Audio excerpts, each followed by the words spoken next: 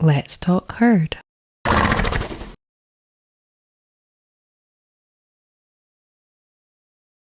And dying is a felt experience. Yeah. And if I and I on this earth, I'm in a physical body, and so I want to be embodied. I Yes. want to Love that feel word. in my body. And then Yeah. being in my body, I become fully alive in this world. Absolutely. Now, when I Yeah. die, my spirit and body separate, and the physical body dies, so I don't have that in that way anymore. So Yeah. to even be here, to have a body that I get to feel and Yeah. feel my heart and feel the hard things and the easy things and the joyful things. The deeper I go into painful things, the deeper my joy. Yeah. They Yeah. are proportionate. And if Absolutely. I can only go this far into pain, then here's my joy. Yeah. But the deeper this way I go, the greater this becomes. Yeah. And do I want pain? No. I'll pass. Yeah. I Yeah. have no problem pass. Like if it never happened, I'd be okay. But when it comes, every time it comes, I see this as an opportunity.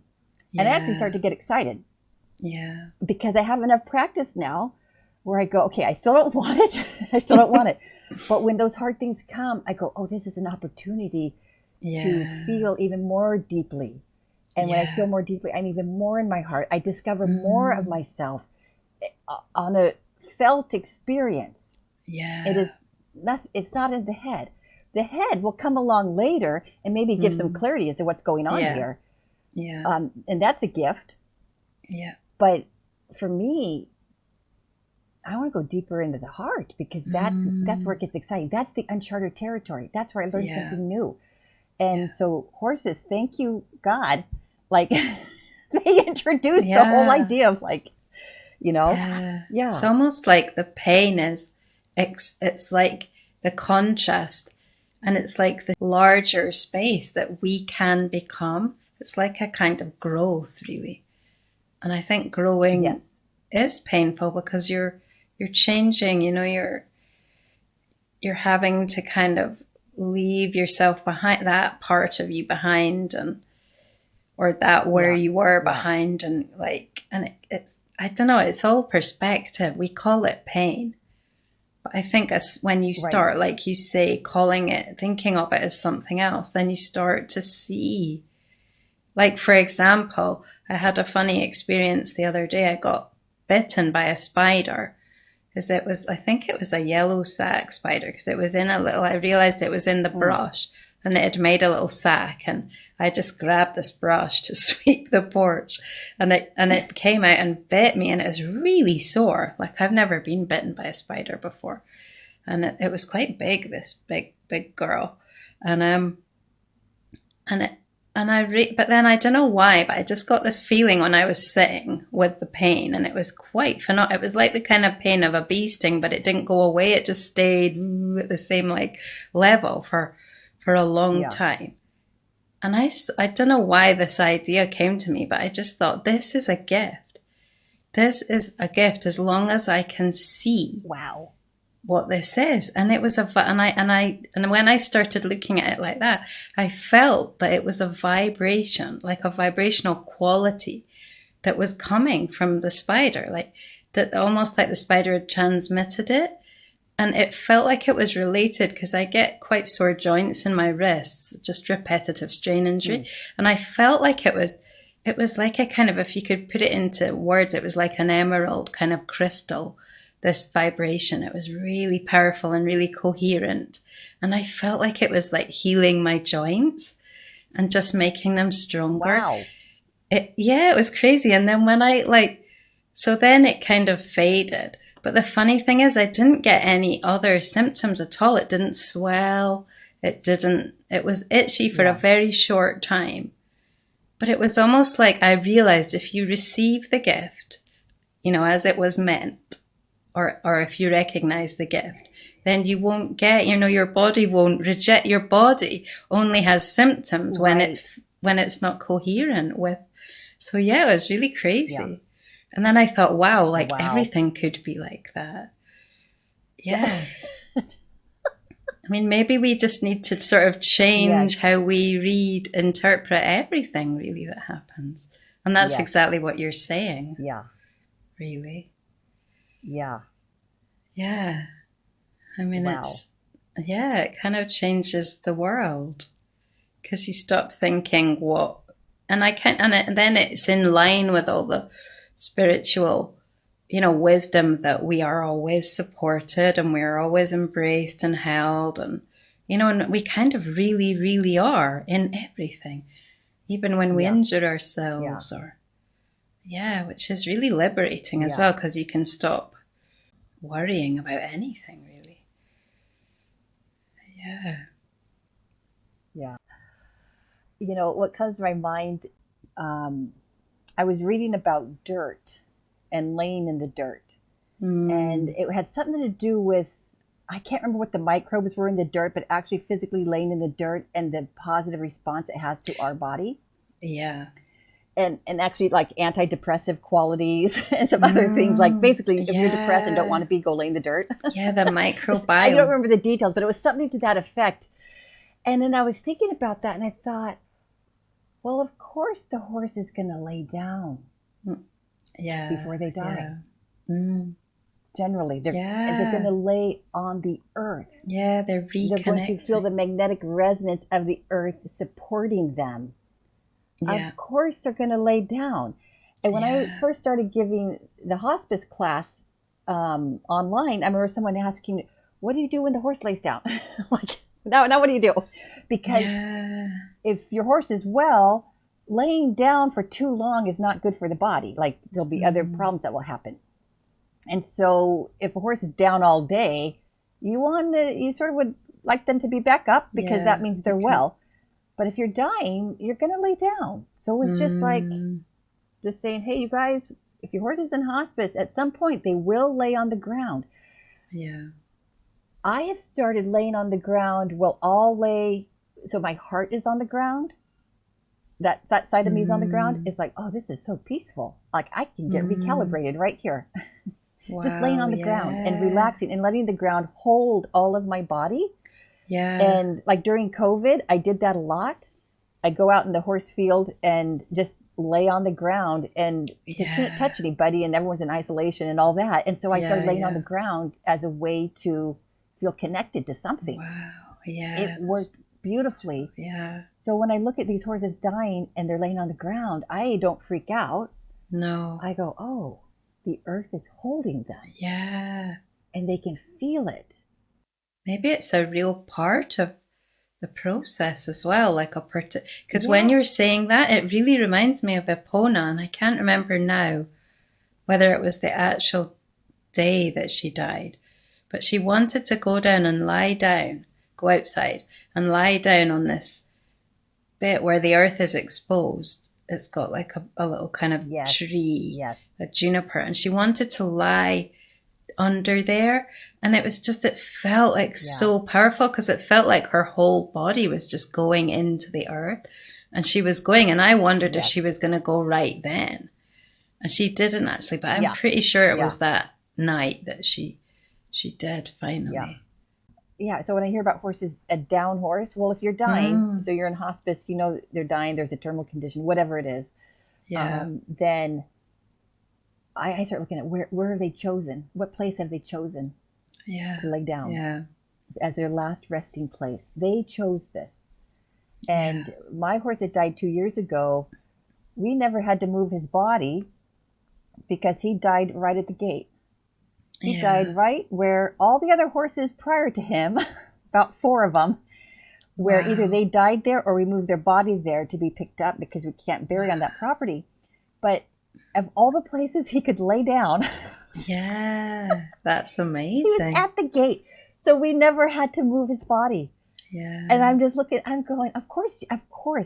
But I left everything open to him. I didn't try to close him up anywhere. I didn't worry about him. What if he dies down at the end of the field and we can't move his body? I go, you know what? If he dies at the end of the field in a mud pit, I'm going to go get 5 of my closest male friends, and we're going to move his body up out of it, and we'll bury if we have to. I go, that's not a big deal. Yeah, I'm not going to worry about that. absolutely. So I never confined him or tried to control where he was going to die. It's like, no, this is Yeah. open to you, and you do what you need to do. And where did he Mm. go? Right at the gate, Yeah. right next to the Yeah. parking lot. I mean, just Yeah. and so sometimes we fear what they might do, and then I go, but no, I don't try to It's control in anything. And I've known harmony. people who tried to Yeah. control it. Yeah, but it's so no. The whole environment supports. The whole herd supports, and we just find a way through that we can handle because we are Yeah. human, and we find what can we handle, and then how much can we allow the horse. And the more I do this, the more I allow them. The more I get comfortable Yeah. with all of this. Yeah. But Because they but know. yeah, the where they choose, yeah, they know. Yeah, Yeah. Yeah. yeah, they know. And if I can just get out of the way, I get to see what they know. Yeah. And to Yeah. me, that's the mystery that's unfolding: is who are you? How do you do this? Yeah. And if I ever have a horse again, it's for that. I just want to Yeah. know who they are, and I want to discover it. And that's all I care about knowing, is I want to know you. I want to know you for who Yeah. you are, not for anything with me. It's just, no, the discovery is what is so fascinating Yeah. to me, because each horse will express that differently. Yeah. Yeah, that's just what's so inspiring as well. When you can, as soon as you start, I find, as soon as I start to bring any kind of agenda, anything, any kind of expectation, Yeah. it cuts the joy for me, and obviously it must do Yes. for them as well. But and they kind of look at me like rolling their eyes that you're doing it again, Yeah. because they Yeah. kind of understand. Yeah. You're doing But it. yeah, it just takes away the potential just like that, because you're not, you're Yeah. not just in that moment. And it's Yeah. like really such a liberation to just, yeah. And when you were talking about where they die, that reminded me of Deshi, a mare and she was one, I think she was maybe the first one that I was really prepared, to do it in a fully embracing way.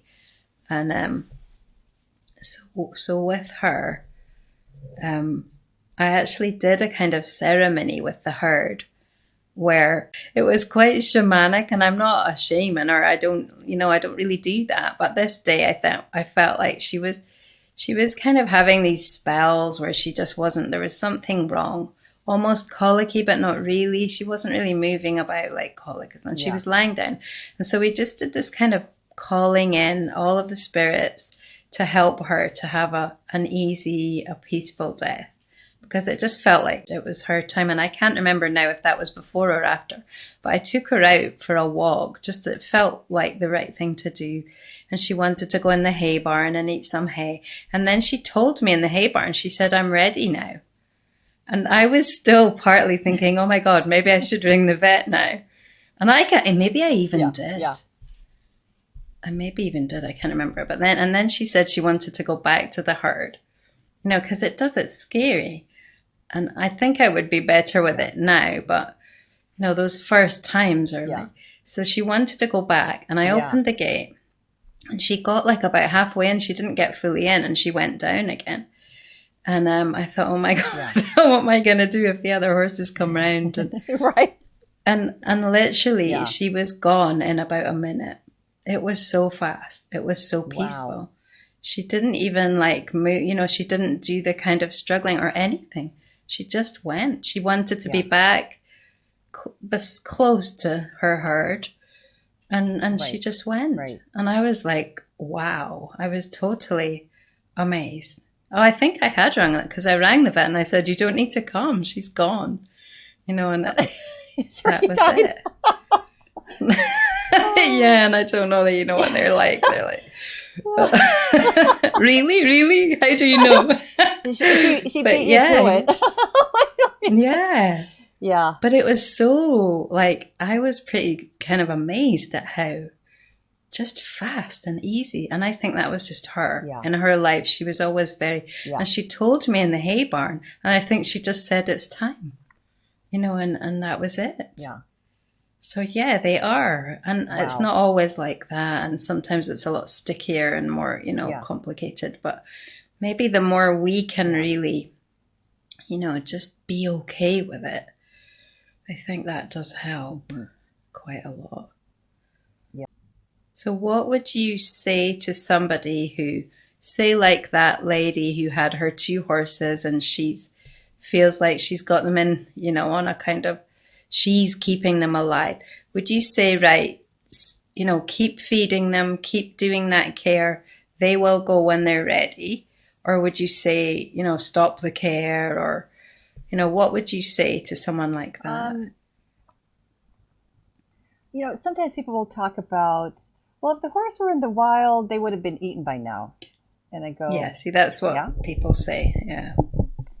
Okay, so if I go down the literal route for a moment, then okay, go turn them out in the wild, let them go.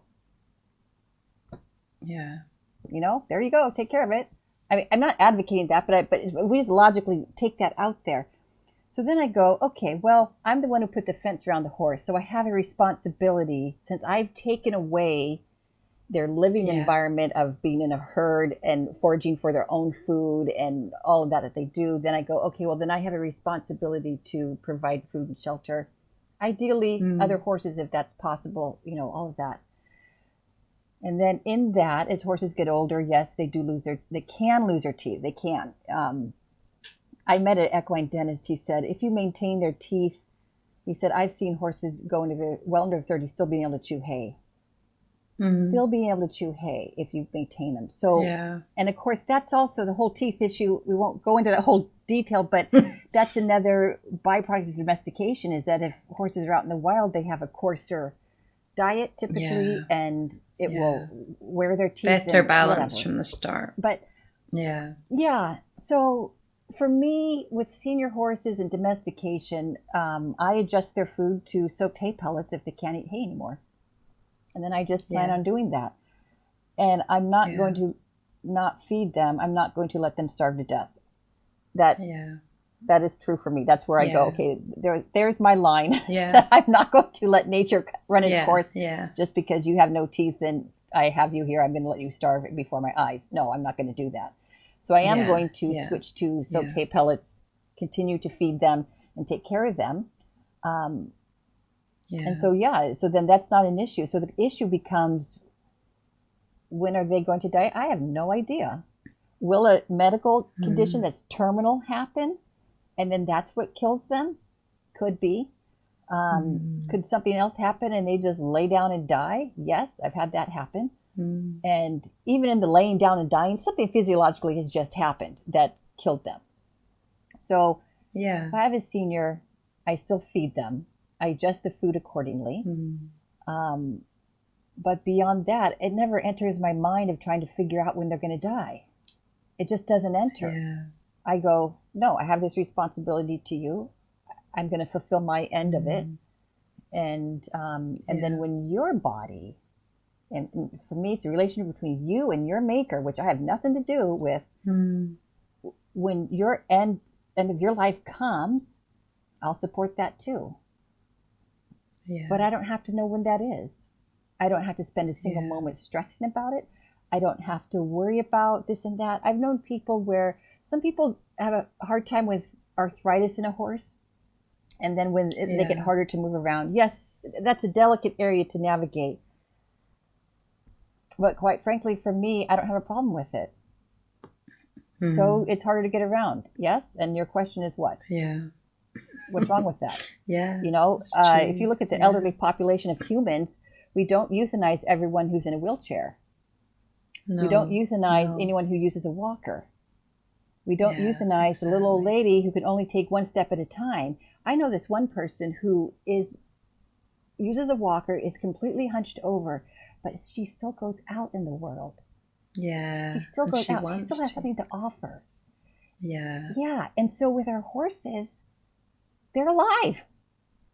Yeah. They have something to offer if we're Yeah. willing to look.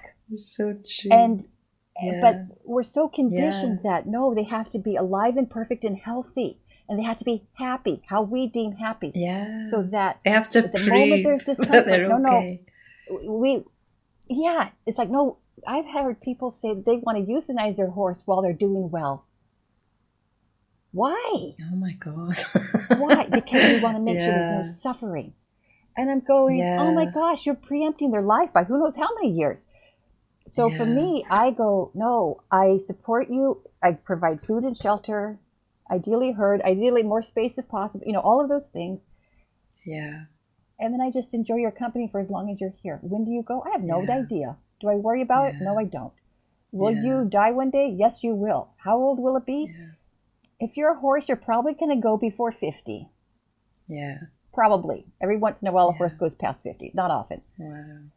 They Yeah. could go to 40. Do you think that they go on, do you think that they will go on longer because of us? Like, do you think we can sort of hold them back, and it might not even be holding back, but it's like, there's such a strong attachment that they will stay in their body longer. Yes. Yeah. Okay, that's it. Okay, there's a couple things. The cleaner my relationship is with them, this is what I think. This is just purely my Yeah. opinion. Cleaner my Yeah. relationship with them, the cleaner the death. Mm. But that's me and Okay. my experience. Other people, but everyone's so unique in their Yeah. experience, and their horses are unique, and those bonds between them are unique. So that's not to say anyone who's had a messy death, it meant something was wrong with the person. No, Yeah. Yeah. no, not Exactly. at all. Because Yeah. there's such a huge dynamic happening there with so many nuances that it's impossible to say that. But I can Yeah. say for me, I tend to euthanasia doesn't resonate with me. I find it energetically violent. It's not part of my paradigm. Yeah. If I get really scared, I'll start thinking about it. I trust the innate wisdom of the body. I Yeah. trust them. I've been letting Yeah. them have their own say for quite some time, and I keep looking for more ways to let them have their own say. So they're Yeah. expanding my capability to allow them to be. And also, the other thing for me with horses is that when I took in my first senior horse, it was clear to me he did not belong to me. He Yeah. belonged to God. And God Mm. was asking me to help him in this world, in this body. And I said Yeah. to God, I said, well, that's nice. Here's what needs to happen. For me to be able to do this, I need one, two, three. Yeah. If one, two, Yeah. three happen, I'm all in and I will do this. Yeah. Well, be careful what you say to God because one, two, three happened. And I went, uh-oh, okay, I've been called. And then I Wow. was going, I cannot say no now. It Wow. happened. Okay, I'm taking him. What were those things? Do you remember? What were those things? Yeah, what was It was one, two, it three? was a sticky situation with that horse coming to me where there were heartstrings attached to him. And I didn't want to be in the web. It's like, no, it needs to be clean. Yeah, okay, He okay. comes, I Yeah, take care of him, but I can't keep ties to other parts of his life. I can't, because yes. that's part of what sucked the life out of him. And so, no, we need to Yeah, have a clean break with that and do break. something new. So when that all just lined up and the heartstrings released him, totally released him, and said, Mary, I Mm, want you to have him. wow. I thought, oh my Yeah. gosh. And then I knew at Yeah, that moment, God it's called meant me, to be.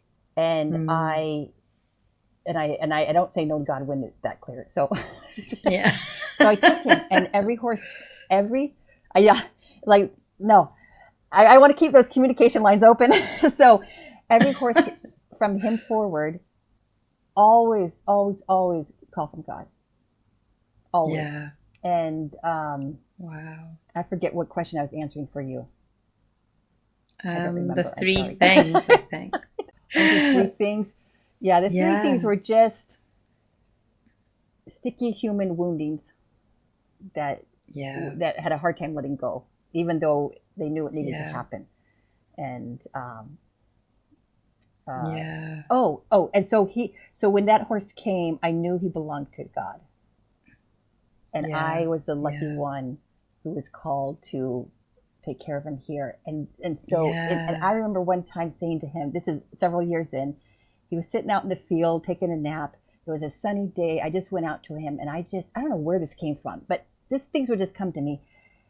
And I would always put my hands on him and he would just relax. And so I remember Mm. going up to him. I just felt so good in me. And I went right up to his head. And I don't normally go right up to a horse's head. That can be rather invasive. But he was Yeah. so relaxed and taking a nap. I just went right up to him, put my arms around him, and I said, "Do you know God?" And he sank into my arms. Oh, And I went, wow. That's amazing. I said nothing. But I Wow. felt it. And I just Mm. stayed there. I thought, okay, I just stay. When these things happen, I just stay because this Yeah. is a gift. Wow. And from Yeah. that moment forward, I was like, oh my gosh. I was so excited. I go, oh my gosh, you know God. I know God Yeah. too. It God. was so Yeah. exciting to me. I was like, I can feel that through your words. yeah. And when they come into my life, they're a gift, such a gift. Yeah. And I learned so much about me, and they've opened my heart to the bottom. Yeah. When you feel it like that, when you know that they belong to God, you're not taking the responsibility on Right. yourself in the same way. Yes. Like you're responsible Yes. for being their Yes. guardian, but you're not, Yes. you're not responsible for their life or their death. And that's quite fundamental, isn't it? Right. Yes. Yeah. Totally. It frees you Yeah. to let them be them and, Yes. yeah, Yes. take their path. Yes. Yeah, it's Yes. very And then I just helpful. sit back and watch and I go, Yeah. wow. Like Yeah. I could not come up with this stuff. I could not. Yeah. But I get Yeah. to witness it and then I just get out of the way. And the more I get out of the way, the more it unfolds Yeah. before me, and I'm just blown away. Yeah. And also Yeah. you will feel like you'll know when you're needed and you'll know what you have to offer. And Yes. when there's Yes. something you can do, Yes. it's like you don't have to worry Yes.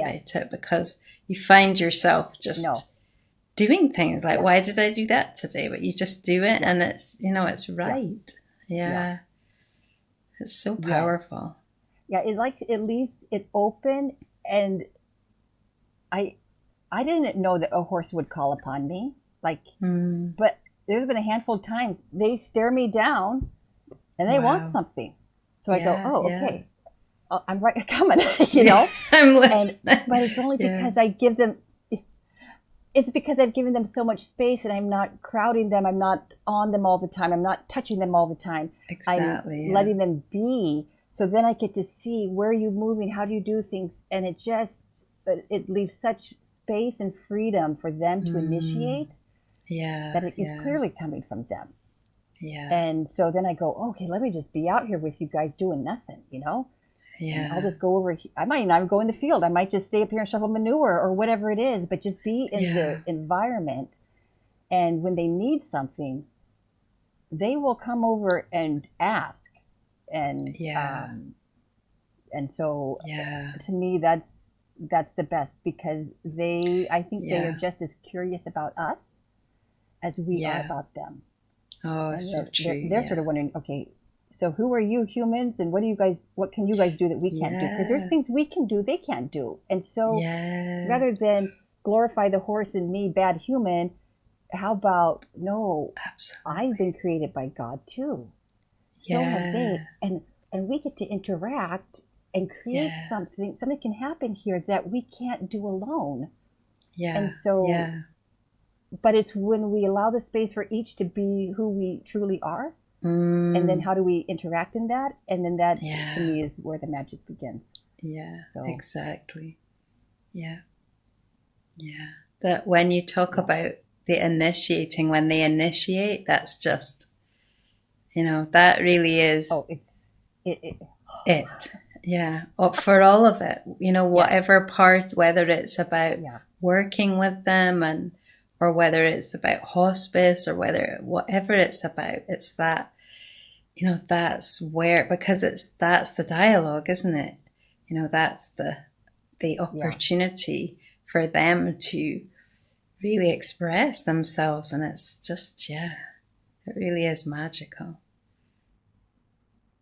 Yeah.